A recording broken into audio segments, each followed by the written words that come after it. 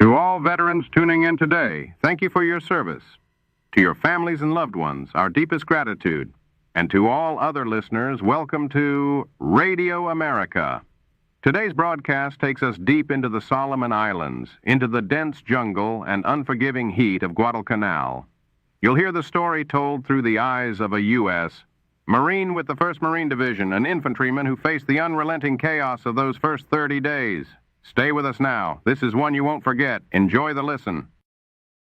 We left New Zealand under gray skies, packed tight aboard the transports, like sardines in a tin. The cheer from the Kiwis on the docks faded with the coastline, and ahead of us stretched nothing but open ocean and unknown orders. No one told us much, only that we were headed for somewhere called Guadalcanal. Some guys thought it was a small raid. Others muttered about a full-on landing. We didn't know, but we listened to every bit of scuttlebutt like gospel. All we knew for sure was that the Japanese were building an airfield there, and we were going to stop them. The days were long, endless cleaning of rifles, chow lines, gear inspections. The heat felt like it was trying to cook us alive, and more than a few guys got sick from the rolling seas. But no one complained. Not out loud. Deep down, we all felt it. This wasn't a drill. As the ships carved a path north, the air grew thicker and the water darker. There were briefings every other day, delivered quickly, and with little detail. They told us Guadalcanal had a critical airstrip under construction by the Japanese, and taking it would give us a foothold to push westward across the Pacific. But it's what they didn't say that stuck with us, and we didn't know how many Japs were waiting, or what Tulagi and the nearby islands had in store. At night, we gathered on the deck in small circles, swatting at flies and whispering guesses about what waited ashore. One rumor claimed thousands of hardened enemy troops dug in around the airfield. Another said the jungle was so thick, artillery couldn't get through. Whether truth or nerves, it didn't matter. We could see the tension tighten every jaw. We cleaned our rifles a little slower and stared longer at the horizon. We entered the slot in the dead of night. That cursed channel, narrow, black, and quiet, carved between the dark masses of the islands like a knife. No talking now. Just the churn of the propellers and the darkness pressing in from every side.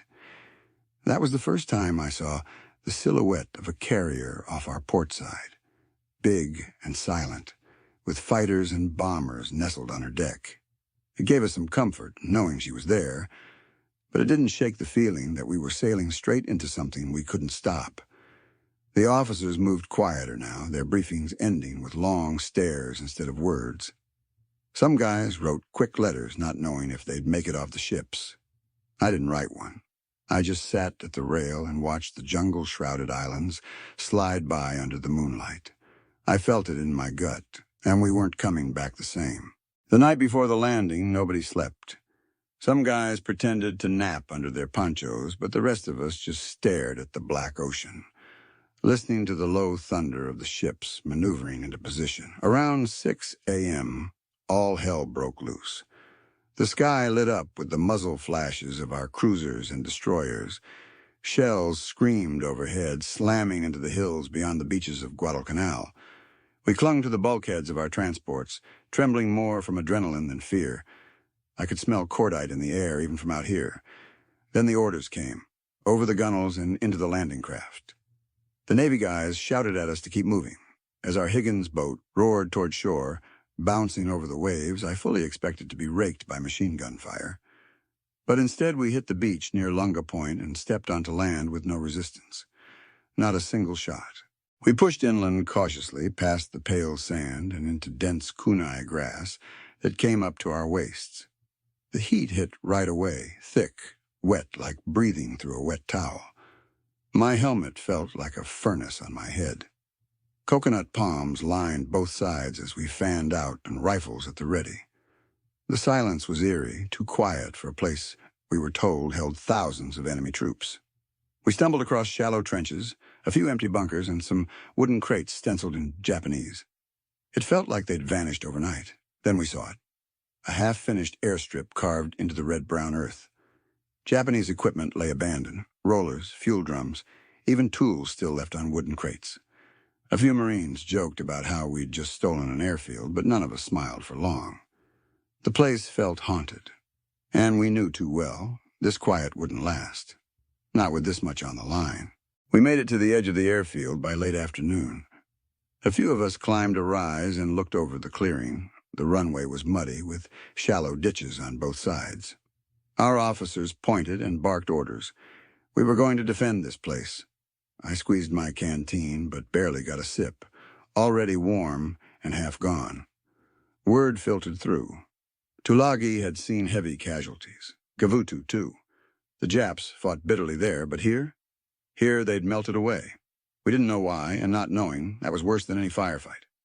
At sunset, the jungle let out this deep, booming chorus of frogs, birds, and God knows what else, like the island was warning us. I sat down beside a pile of captured crates, staring at an abandoned Japanese helmet, half buried in the mud. That night, I laid on my pack with one eye open, convinced the real fighting hadn't even begun yet. They started calling it Henderson Field right after we took it, named for Major Lofton Henderson, the Marine aviator killed at Midway. Felt right, naming it after one of our own. But at first it barely looked like an airstrip, just a blasted patch of coral and ragged earth, full of shell craters, wrecked Japanese gear, and burned-out trucks. Our boots kicked up white dust that clung to your skin like glue, mixing with sweat into a gritty film. We labored in shifts under that punishing sun, Marines and Seabees side by side, shoveling, grading, hauling fuel drums left by the Japs. Every now and then we'd hear the drone of engines rising from the north. That meant Betty bombers from Rabaul. When that happened, we scattered like ants into the foxholes, hugging dirt, hearts pounding. No one knew yet how often they'd come, but the message was clear. They still wanted Guadalcanal. Our perimeter circled out from the coast at Lunga Point, anchored by the airfield and stretched thin through the jungle. My squad sector sat southwest of the runway, facing the tree line. We dug foxholes and machine gun nests in the dark soil, half expecting to hear movement from the trees every night. Patrols went out daily, short, tense hikes into the green wall beyond our lines. The jungle was alive, thick and wet, full of sound we didn't recognize. Vines grasped at your gear. The ground was slick with mud and rotting leaves. Each step felt like it took 5 minutes. Insects were everywhere, biting, buzzing, crawling inside your uniform. I'd wake up scratching legs that felt like they were on fire. Nobody said it out loud yet, but we all knew. Malaria had started creeping in. Guys stumbled back from patrols, pale and sweating. And there were still weeks of this ahead. By the third night, the jungle had earned its nickname, Green Hell. The air assaults came twice that day. Shrill alarms, engines low and fast, and bombs smashing into the trees near the strip. We'd harden the defenses during the day, then crouch under ponchos in the dark drizzle, listening for gunfire. The fear wasn't just the enemy. It was what the place did to you. You couldn't dry out. Your socks stayed wet. Rations were already running low, and the damn quinine was barely keeping the fevers at bay. Some guys were shaking, others seemed to drift away into themselves, and every time the wind rustled a branch, your heart slammed into your throat. No one really slept. We kept asking, where were the Japs? We knew they were out there, watching, planning, getting closer. Henderson Field was ours on paper, but it didn't feel like we held anything yet, not really. The night sky over Guadalcanal lit up with a fire none of us could explain. We were bivouacked just off the beach, out of sight but within earshot of the sea. Around midnight, I woke to the low rumble of distant guns, deep, rhythmic thunder rolling across the water. Some of us climbed down and toward the sand, out past the black silhouette of Savo Island. The horizon was pulsing orange. Faint flashes and the occasional sharper crack of explosions followed. We stood quiet, watching the sky like it might speak. We didn't know it then, but a Japanese surface force had torn through our covering cruisers, sinking 4 of them and leaving the Allied fleet crippled. All we knew in that moment was that something big was going wrong out there, and nobody was telling us anything. The sea was supposed to be ours. It was supposed to protect us. But that night, it caught fire instead. By noon the next day, something felt off. The sounds of naval activity, engines, radios, boots on deck, just stopped.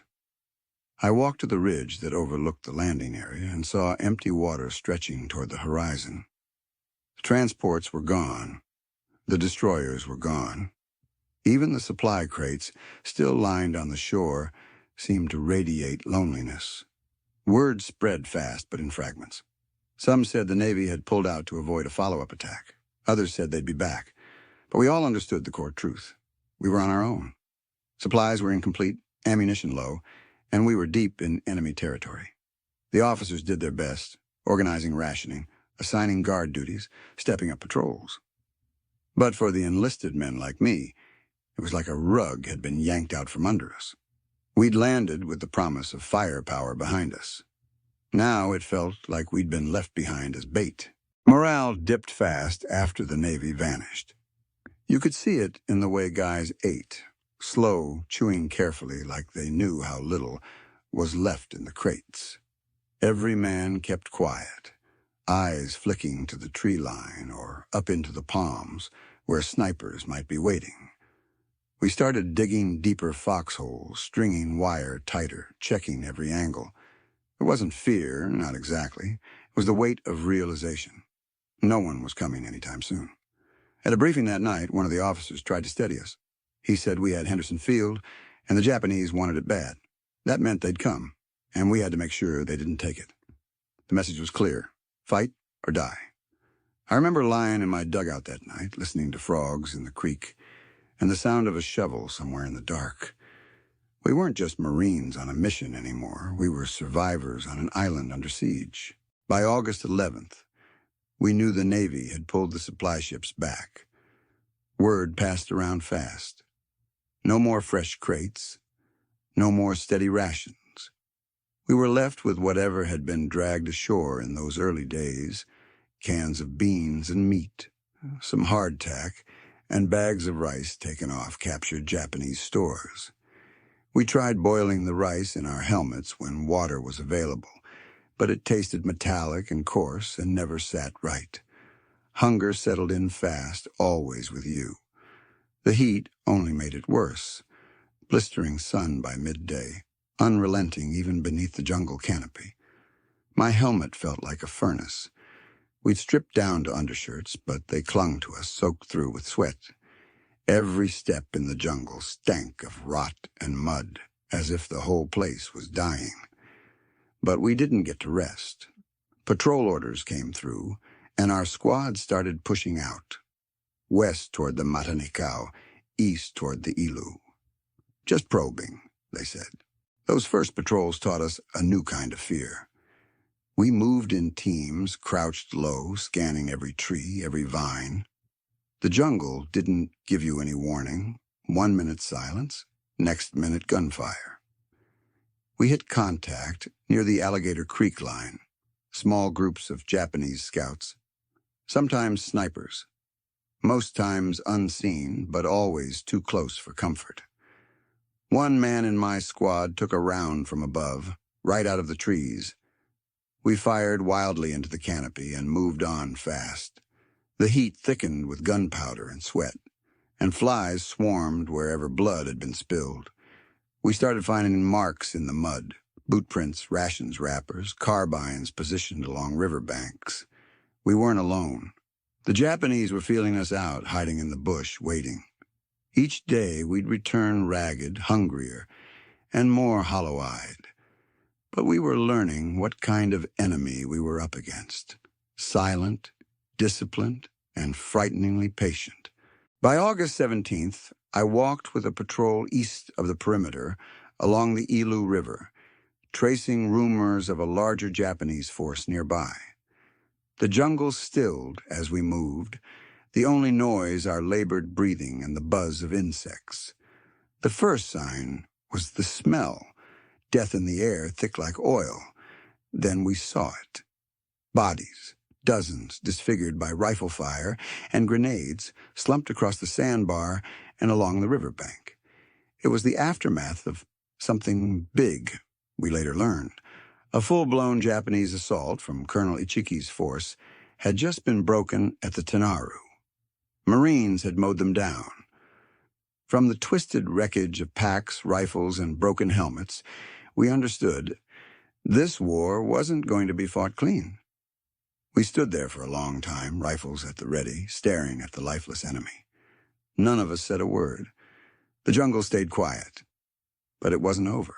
The day leading up to the 21st was thick with tension, like the jungle was holding its breath.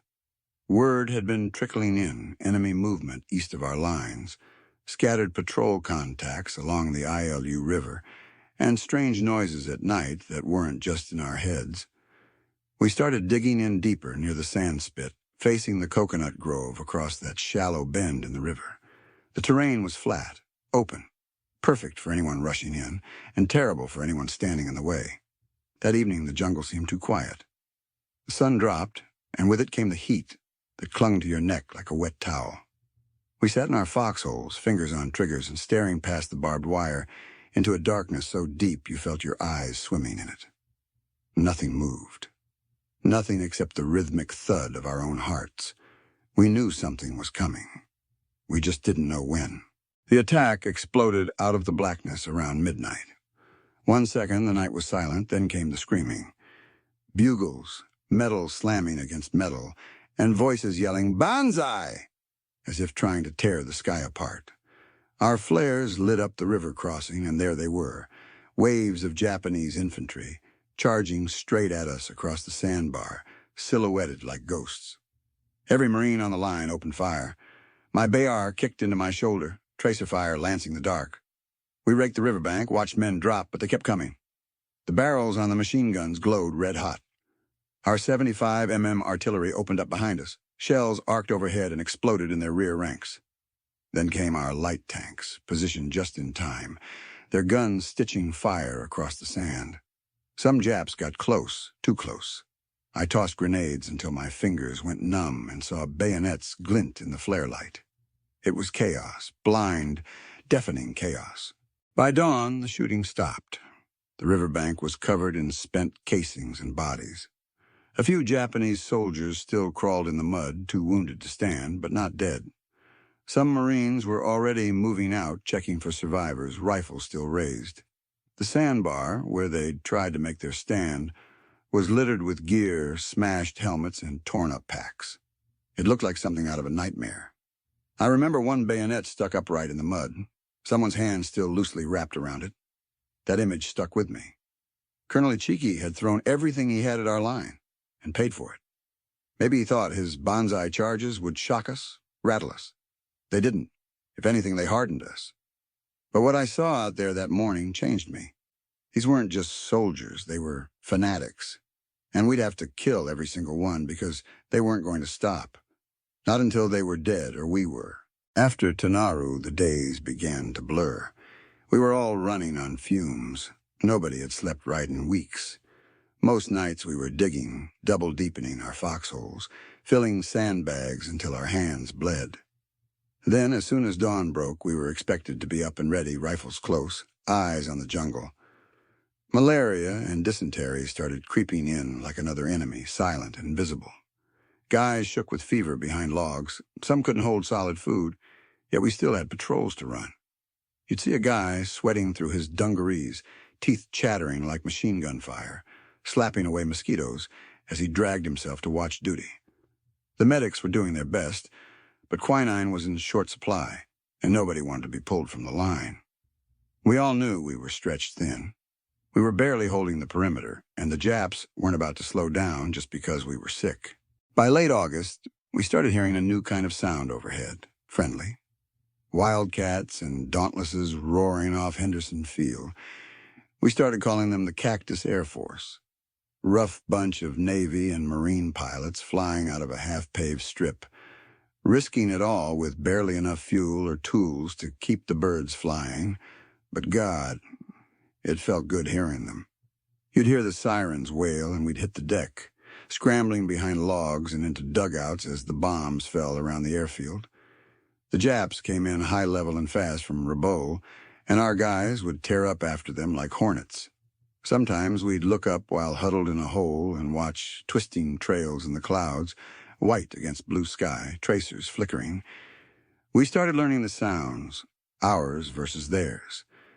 For a moment it felt like we weren't alone anymore. But the bombing never stopped. Every day we braced for the next one. The days burned and the nights drowned us in sweat. Between the fever and the shells, sleep became a memory. Every night, the Tokyo Express came slashing down the slot, Japanese destroyers shelling the airfield under black skies. You'd hear the whir of incoming rounds, and then you'd hit the dirt, praying not to be turned into red mist. Then the flares would pop, white light hanging in the air, turning palm trees into shadows. They were landing more troops somewhere. We could feel it, even if we couldn't see them. Every sound carried danger, a twig snap, a cough too close. Meanwhile, someone back at the airfield kept those Wildcat engines running, God bless them. You'd hear them warm up before dawn, and we'd listen, hoping they'd tear through the bombers before they reached us. Maybe this was what holding on felt like, fevered, exhausted, shaking with fear, but still standing the line. August dragged on, and every morning we were back out past the wire, slipping into the jungle where the sun barely cut through the canopy. Our patrols started before dawn, moving single file, spaced out, eyes sweeping left and right, ears tuned for the smallest sound, someone stepping on a twig, a whispered voice, or worse, the snap of a rifle shot. The jungle was thick, almost alive in how it swallowed you. Chest-high grass choked the trails. Vines coiled around your ankles. The ground underfoot was slick, and sometimes we had to cross shallow swamps that sucked at our boots. Each step felt like we were walking into a trap. We knew Japanese scouts were out there too, slipping between the trees like ghosts. It wasn't just about seeing the enemy, it was about hearing them, smelling their cook fires, or the faint clang of metal against canteens in the wrong kind of silence. Middays were worse, soaked in sweat, rifles slick in our hands, mosquitoes draining what energy we had left. We'd made contact several times, quick firefights, shouting and muzzle flashes in the undergrowth that left your ears ringing. Once we stumbled across a small Japanese detachment on the far side of a ravine. It turned into a 10-minute hellstorm of lead cracking through brush that ended with smoke drifting through the trees and a couple of us dragging back a wounded man. But the worst were the snipers. A single shot, then nothing. One moment you're walking, the next someone just drops, no warning. The Japanese were masters at concealment, tied into treetops, nests dug into the earth completely camouflaged. We learned to check the branches constantly and to return fire into the trees, grenades when we could. Even so, every step felt watched. None of us spoke much. There weren't many jokes anymore. By late August, we adapted.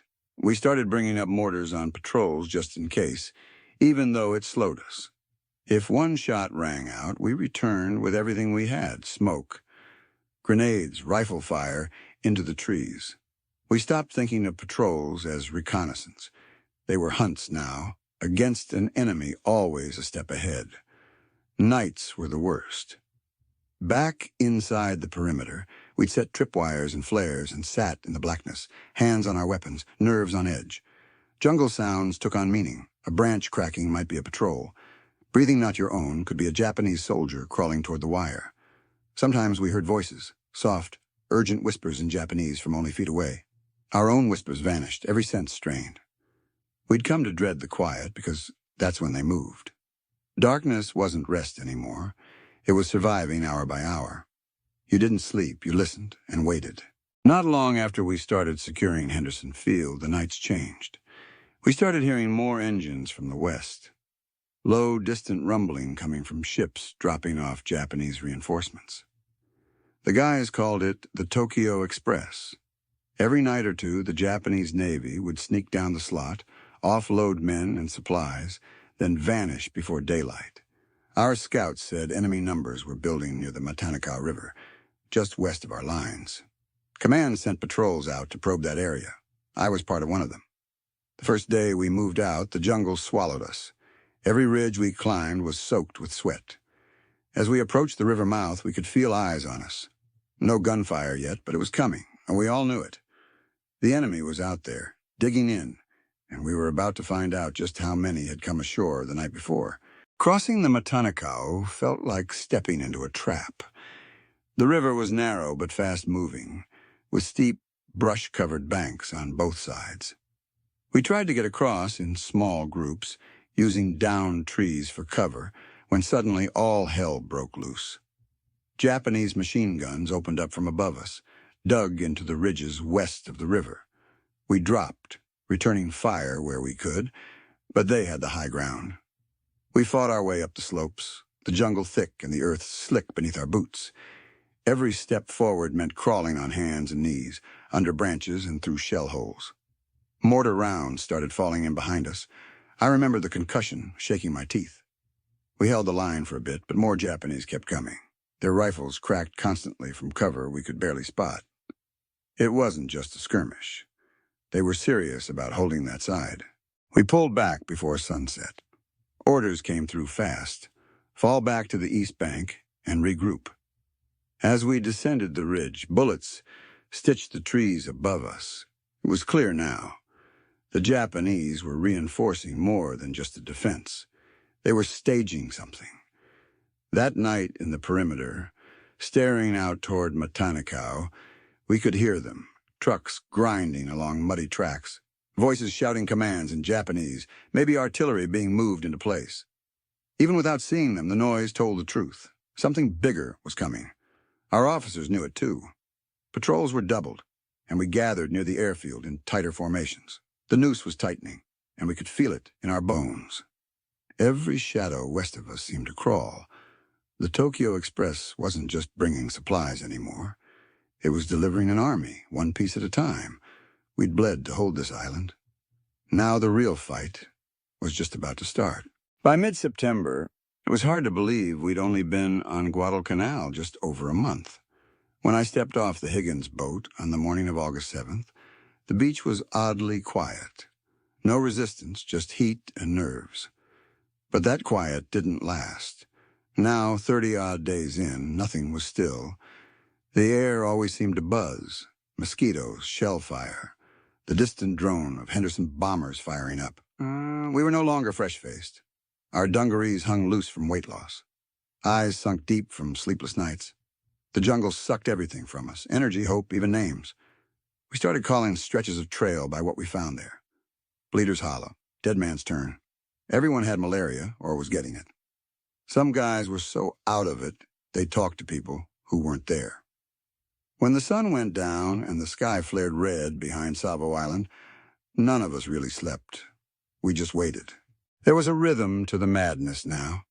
Shelling after dark, patrols at dawn, scavenging rice by midday, and prepping our positions before sundown.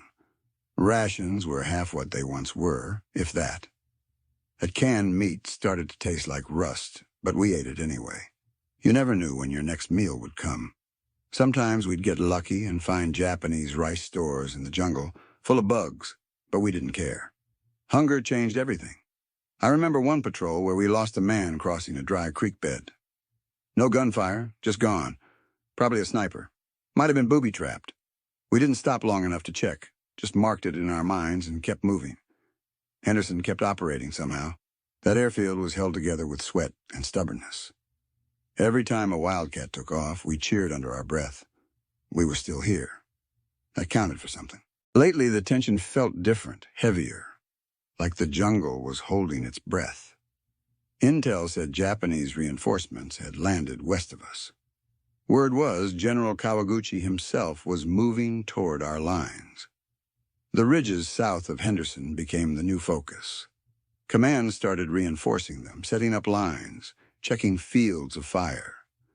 That's where they said the next big push would come. I was assigned to one of those ridges, just trees, broken coral, and hastily dug foxholes. We could hear movement out there at night, voices sometimes. The other night I saw one of our guys fire his whole clip into the dark. Nothing answered back, but it spooked the whole line. Nerves were frayed to the edge. Everyone knew something was coming. We'd already seen what Japanese banzai charges could do. We remembered the Tenaru. This time it was supposed to be worse. We dug in deeper and waited. Storms coming. To all our veterans, thank you. Your sacrifice echoes through every story we tell. And to you, our loyal listeners, thank you for helping keep these memories alive. This is Radio America, where honor lives on the airwaves. If you found meaning in these moments, consider subscribing. Stay with us as we remember together. Until next time, friends, keep the dial steady and your hearts full.